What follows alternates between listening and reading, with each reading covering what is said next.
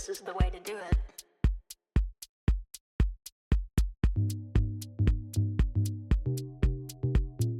This is the way to do it. This is the way to do it. This is the way to do it.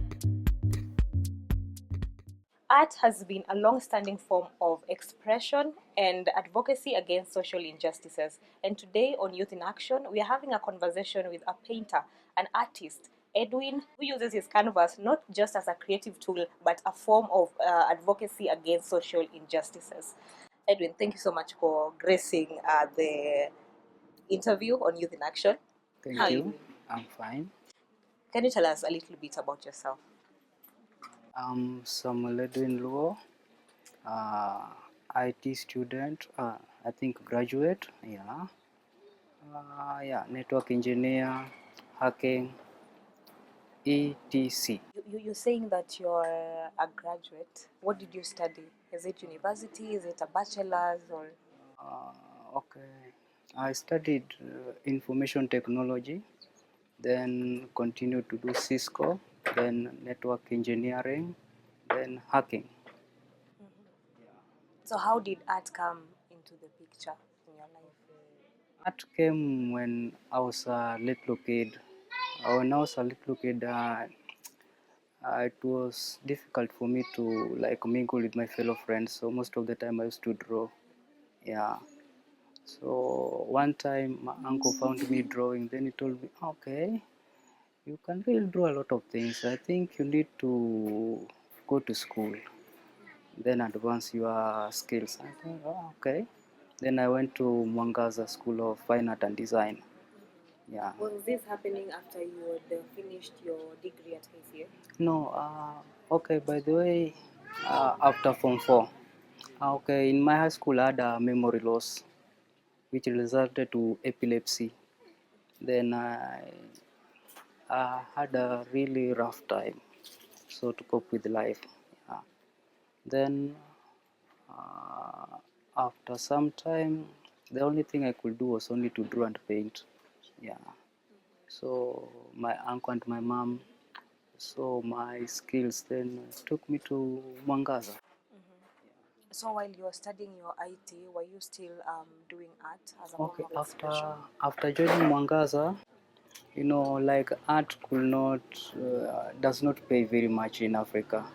Yeah, so I think most of my friends, in fact, majority of them are in European countries, by the way.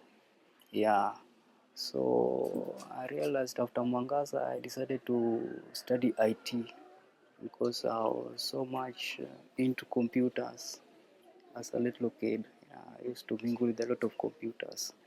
Yeah, so I did my IT, finished my IT, then went for Cisco. After Cisco, then did hacking, ethical hacking. How would you describe the form of art that you do? Okay, the form of art I do, I don't know how to describe it, but I think it's something for let's come all and have fun. That's how I describe it. So it's let's just come and have fun. Yeah. Is there an artistic piece that you've done and has really impacted how you view artwork? Uh, okay, I've got majority of pieces. Some which are I think are stolen. I'm sorry to say. Some were stolen. Yeah, I think somebody broke into my studio and stole some of the pieces. Yeah. So most of my work I do at home. Yeah, at my free time. Yeah. But a specific piece. What was your first piece? First piece. Really, my first pieces I can't even remember. Oh, it's been that long since you. Yeah, since I think 2012, I think. Yeah, 2012. That's a long time ago. How has your artistic expression reflected in your personal life as a person? I think it shakes a lot of my negatives away. Yeah, it's like killing the devil. Yeah, most of my talks is just aim on that devil and kill it. Yeah, And with the experiences you're having as an individual, are they shaping the kind of art you're doing? Maybe you're going through something and then you decide, I want to make an art piece to express whatever I'm going through. Okay, most of my pieces I do like listen to stories of my fellow friends, then I sketch. I've got a few pieces I think at home. There was a piece I did to a friend in Butere. She was telling me about her family. Then I did. It's a cubism art, and she really loved it, and I gifted her. Yeah, it's mostly my pieces do come from stories and what I see around. Yeah, You've mentioned cubic art, is yeah, it? yeah. It's something I haven't had before. Maybe there's a viewer who also is interested or intrigued, and they're asking. So, what is cubic art? Okay, cubism art is a way of playing with shapes. Okay, it's just a matter of uh, adding shapes. Uh, you can draw the face of a human being, then you make it in a shape form. I know the eyes are oval, definitely they are oval, so I'll use oval. I know the nose is a triangle, I use a triangle shape. Yeah, I know the face is circle, definitely I use a circle. Yeah. Interesting. I'm just intrigued trying to picture a human being's face in shape form. Seeing the ovals, the circles, the triangles, the rectangles. Are there rectangles as well? Definitely. You know, the weird part that most human beings don't understand is that every human being has the shape of a human being is more or less like twins. You know, yeah. You see, if you meet somebody who has got one hand, you say this person is crippled, okay, or is disabled, okay. But what if you meet somebody with the same hands? That's a normal human being. What if the other hand is shorter? That's not a normal human being, okay? Definitely, that's art. So that's where playing with shapes come in. And what other forms of art do you do? Because you've talked about the one you're using shapes. Are there other forms of art that you also integrate in your work? Definitely, that's a beautiful question. Yeah, I do use mirrors. Okay, at my free time, I do volunteer and teach orphans at one of the orphanages. It's called Gilgal Children's Home. So we do take these broken mirrors, then we create shapes. Yeah, shapes of family, shapes of animals, different kinds of shapes. Yeah, definitely. If you hang them on the wall at night, they glitter and it looks like a small heaven. Yeah. Interesting. You've also mentioned that you train young children, orphans, how to artistically express themselves. Yes. How did this come about, and when did you start all this? Okay, this started in the year 2021, 2022. I met a colleague. Okay, it was a colleague at the university, KCA University. Then at one time he approached me, please can you visit me? Then more or less like he insisted. Then I went.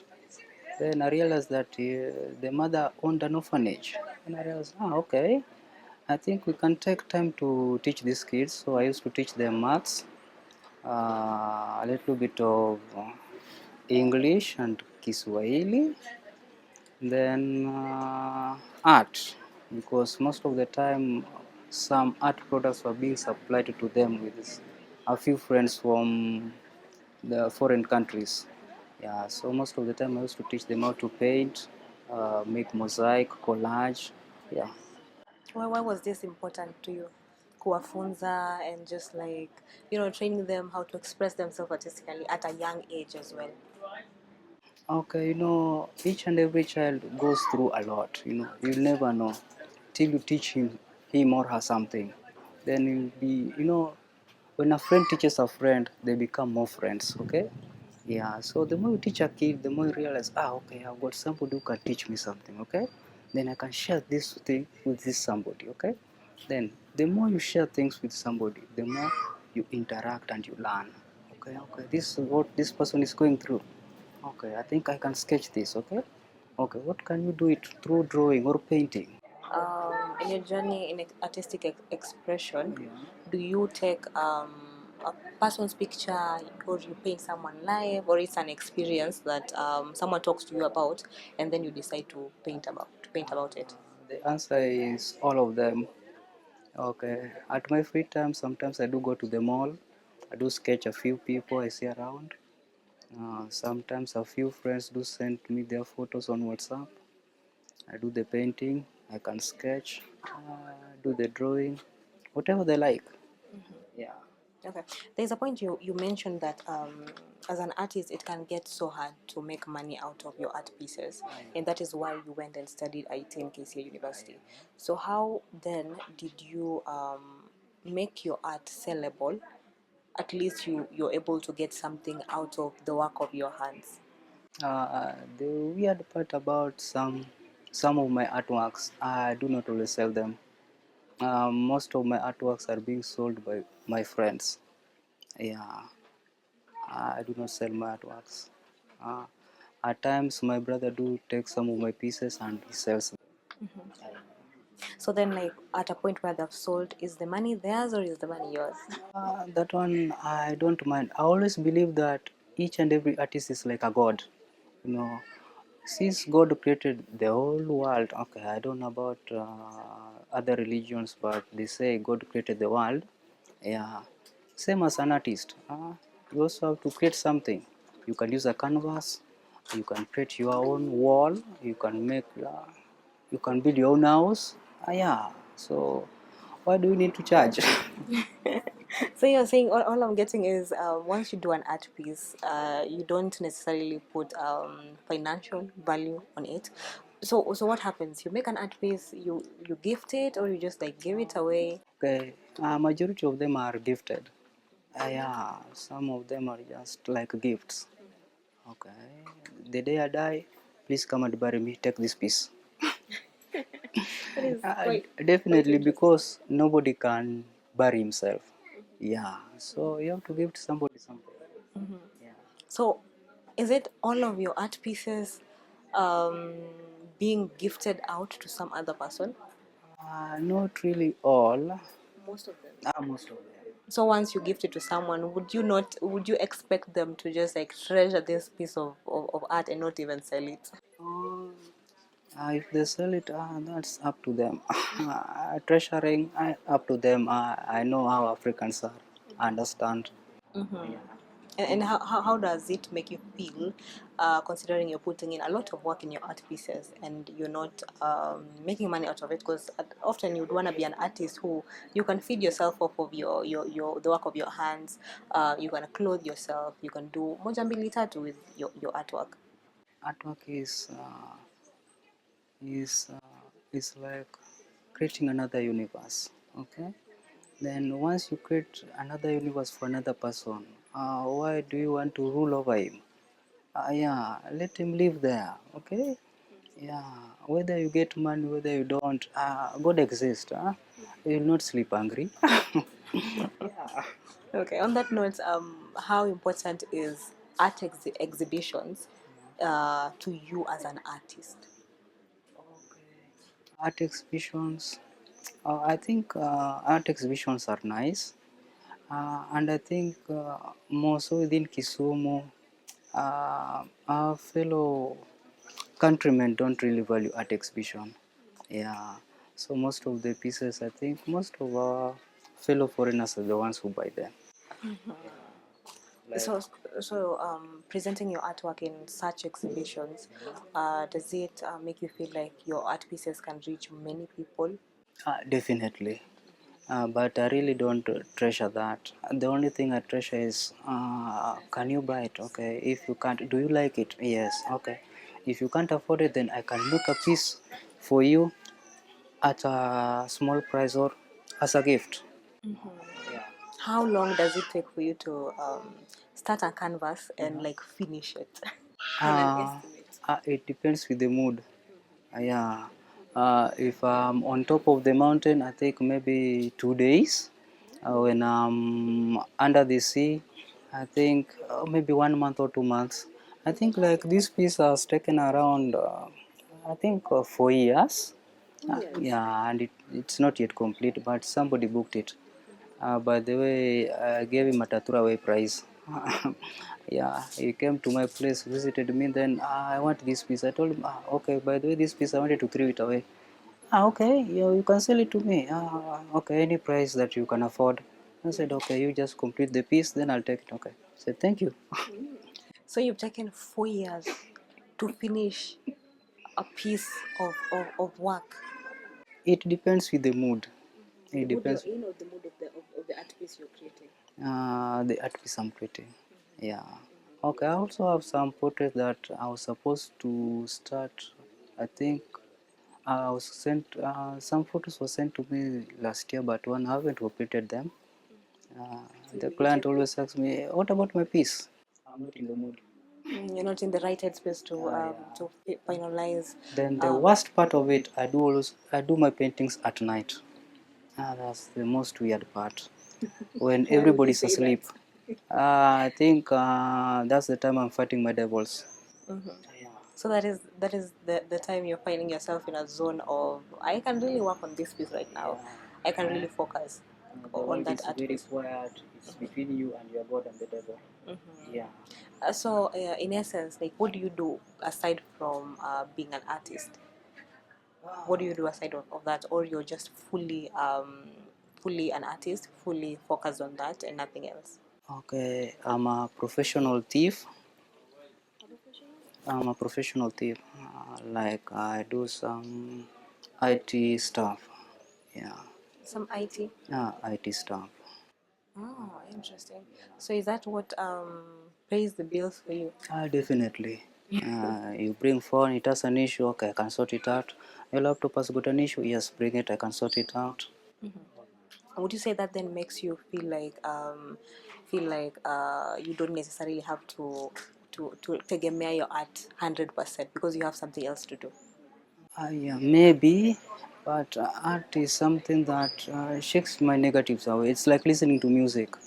Okay, most of the time you have a relative is dead. You listen to a beautiful music, then you listen to the lyrics. Okay, this is what this person was saying. Yeah, when you're in a good mood, you only dance to the tune. Okay, when you're in a bad mood, you listen to the lyrics. Yeah, definitely.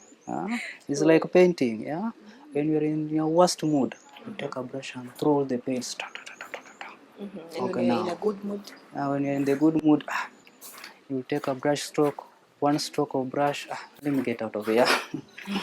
Yeah, So what are the challenges you faced in your artistic journey since you started in 2012?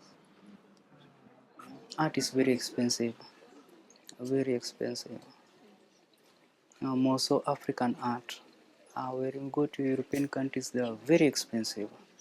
Yeah, but you realize there are some few people who have got this talent, but they take advantage of it. Okay. Yeah. And another thing, the materials, very expensive. Yeah, very expensive. Yeah. Marketing also, marketing, marketing, and marketing. So you're finding it challenging for you to market and also get resources to create your art. How are you managing all these challenges, being a young person and also in the art industry? The sweetest thing about this challenge is that once you've completed your piece, you just keep it till the day you die. Definitely know you'll get rich. Or you leave it for your next of kin. It's an investment into the Yeah, just like life. like Van Gogh. Yeah. Where do you see yourself artistically in the next 5 years, maybe? 5 years. I think 5 years I would like to own a big gallery in Kisumu. Something like that. Yeah. So that's what you're seeing. Do you see your art pieces going international? Definitely, I've got a few. In fact, very many that are in the US. I think majority are in the US. Uh, a few are in Germany. Yeah, 6 or 7 in Netherlands, which is a good thing. Okay. What's a last advice that you can give someone who is an artist? Maybe they want to get into painting. An advice you can give them to at least kuwapea motisha to get into the artistic expression. Never give up. Mm? You are still young, never give up. What God has given you, make maximum use of it. That's nice. Where can people find you on social media platforms? Facebook, Samuel Edwin Luo, Instagram, Edwin Samuel Luo, WhatsApp, 0720 69 2003. Okay, so thank you so much, Samuel Edwin, for gracing Youth in Action as a show. We're definitely hoping in 5 years you have your own art gallery. Thank you so much for gracing the occasion. It has been a pleasure. Kile Mungu amekubariki nayo our side here, make good use of it. Push yourself hard in hard and don't let your talents go to waste. This has been Youth in Action. My name is Cheryl Omondi. You can catch me on my social media platforms at cheryl.omondi across Instagram, TikTok, and Facebook, everywhere, literally. See you next time. Bye.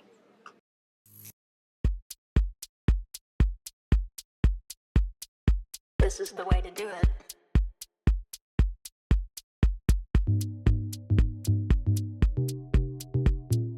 This is the way